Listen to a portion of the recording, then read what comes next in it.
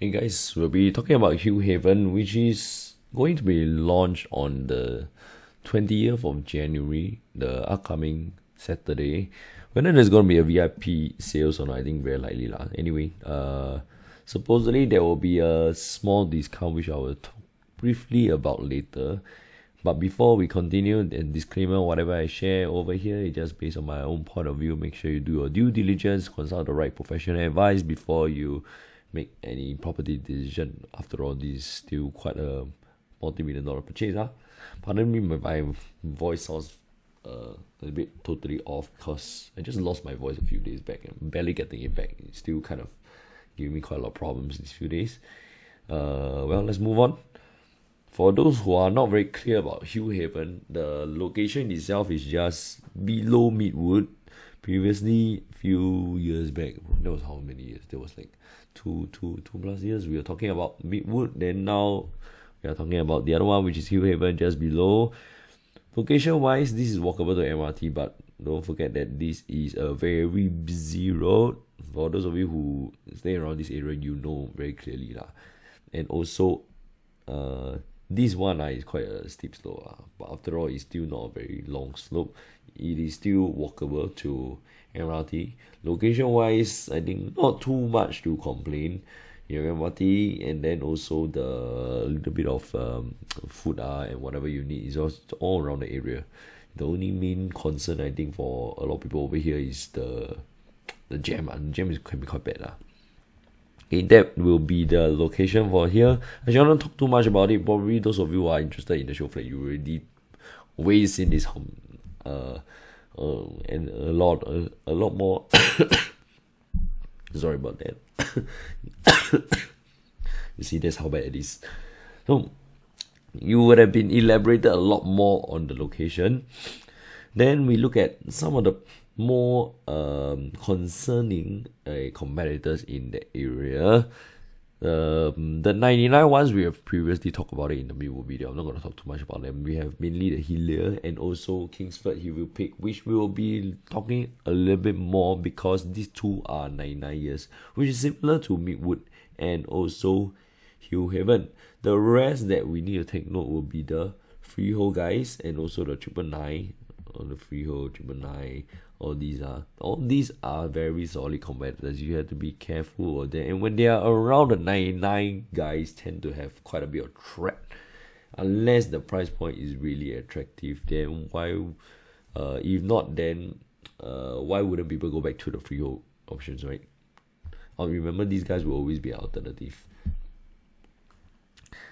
Then we look at supply.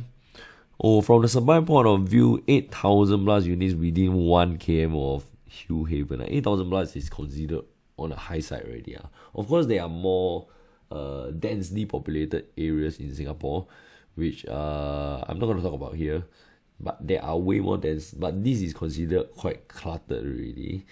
But that's why if you are going into this area and you are expecting to make quite a bit, given the fact that after all, I already brought up earlier, which is the 99 versus freehold kind of area. If you are buying into a place of weakness, then you need to have a very strong reason, which in most of the cases usually equates to much better entry price to give you the advantage. But if your entry price is really not that much fantastic, then you will be probably running into a much higher risk than a safe entry point, regardless of what people say, because there are a lot of other factors they have to look at.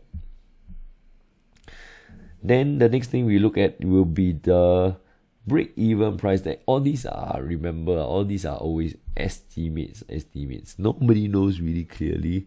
I don't think the developers at this point also know very clearly what are their real break-even, because all these can be only estimates. Things are always changing. Who knows? Touch wood, there's another COVID come in. Your courses are going to run again. Hopefully not. But very unlikely lah. After all, the next few waves of COVID recently has been quite jialat running around, but people still going to carry on with their own lives. Maybe what I do is just a variation of that. So this one will be a rough figure that we use to more or less determine the kind of profit margin that developers may be working with, and which kind of affects their price setting kind of a range for Hillhaven when it comes to this Saturday. And these are the guide prices, and you can see break even is over here. It is not unexpected that they are launching around these prices, but remember all these are from. That means these translate to the quantum, but that means they are going to be going all these prices and up. Some of these prices have the limitations in the sense that the fins. Later I'll show you what the fins are for those of you who haven't seen the show. If you've been to the show, you would have known. But excluding that, if you look at all these, that means if they launch at this price, likely they may even go up to, I would say, maybe 2004 plus for the highest few units. In between, you have this range. But I would say from here, we will be expecting maybe an average of about 2002 to about 2200 plus, especially for the smaller units, because there is not much supply in the new market for the smaller units. The bigger units tend to have a little bit more supply. Not to say that next time all these will have problems trying to sell. I really doubt that's the case. It's just that maybe at this point, at this current juncture, the smaller units tend to have lesser supply because of the lower entry price, and that's why most of the other developments, the smaller ones, has been already taken up. And probably why also the developer is pricing them at a slight premium when it comes PSM, because they kind of know that all these will be taken up.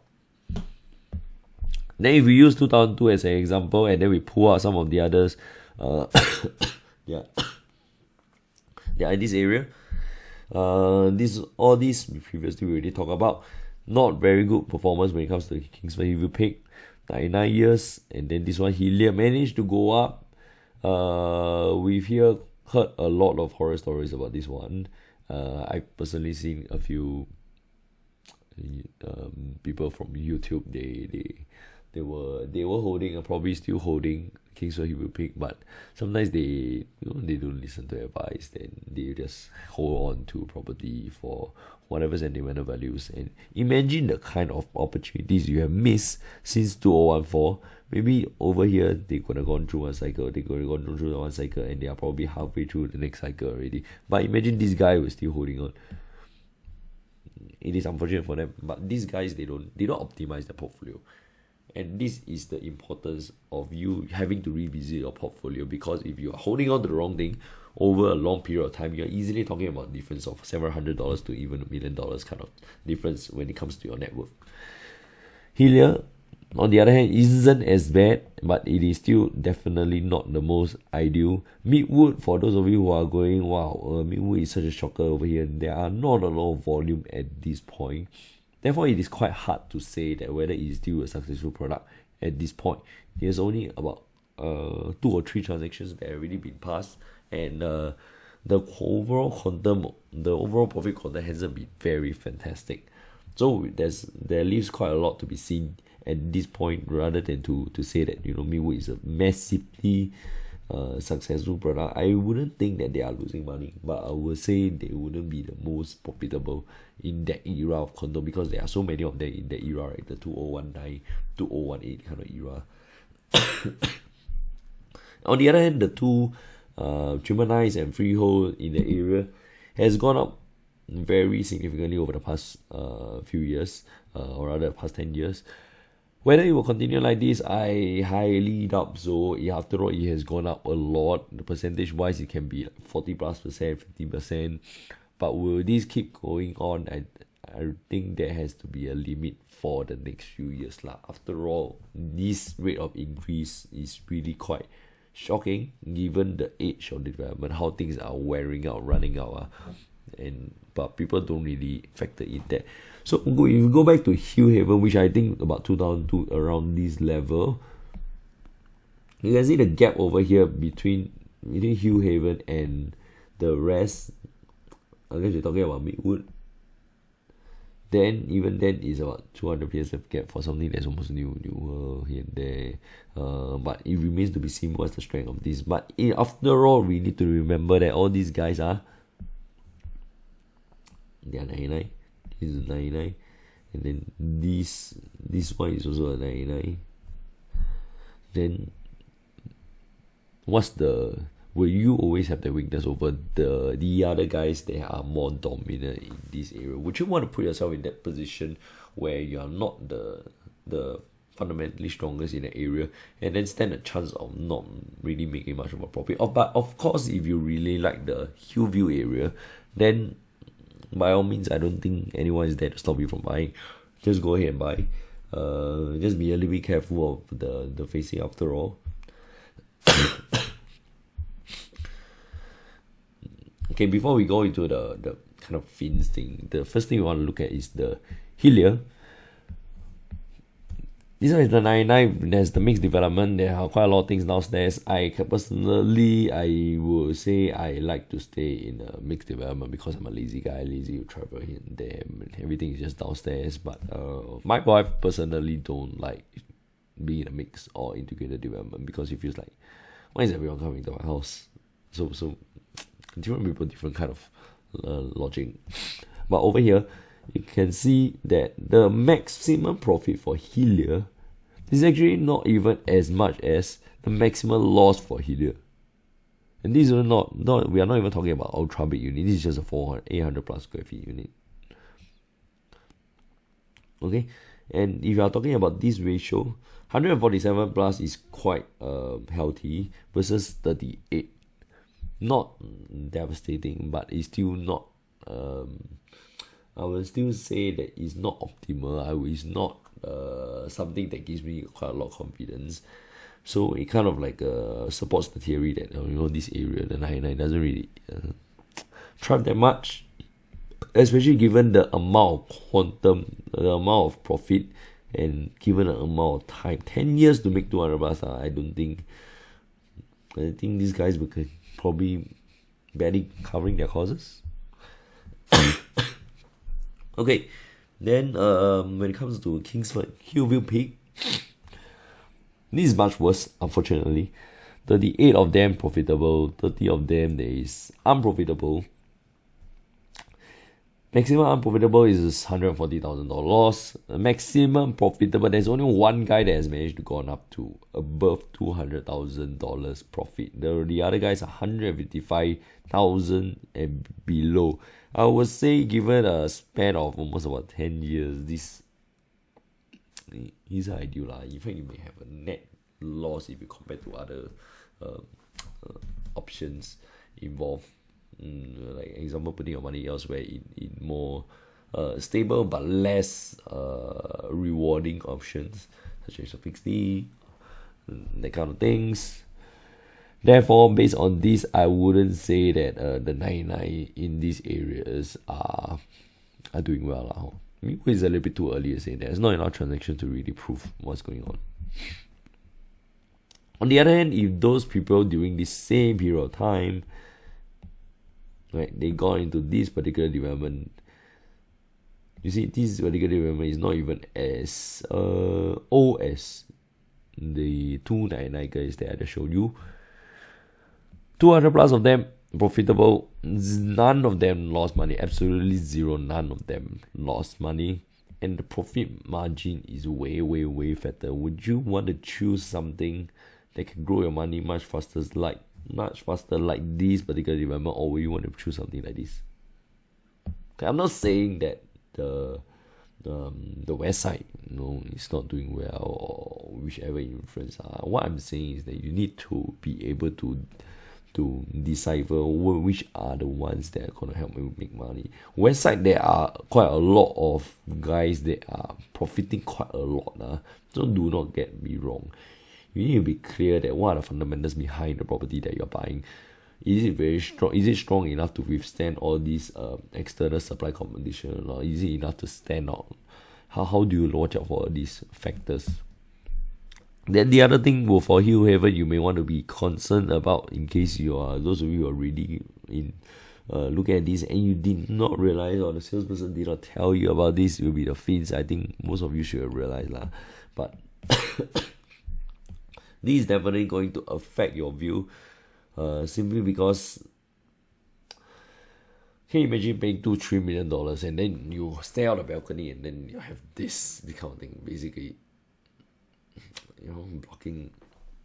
You're supposed to pay $1 million views for $1 million views, but what you see is this. Well, I mean, it's not terrible, it's not like absolutely disgusting, but it's still quite a bit of eyesore lah.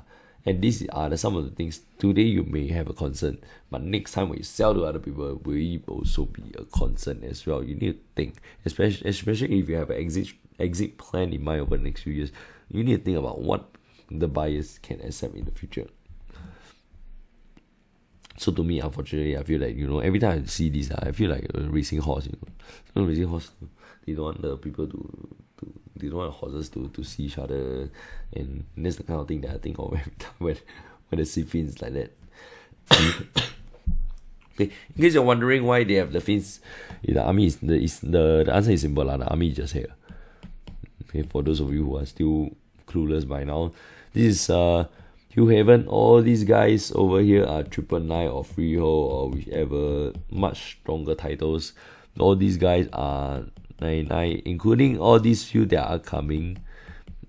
Definitely, if the government sells the land, it's going to be 99. So you need to make sure you assess the competition and make sure that all these are taken care of before you make any big moves. Especially we are talking about millions of dollars.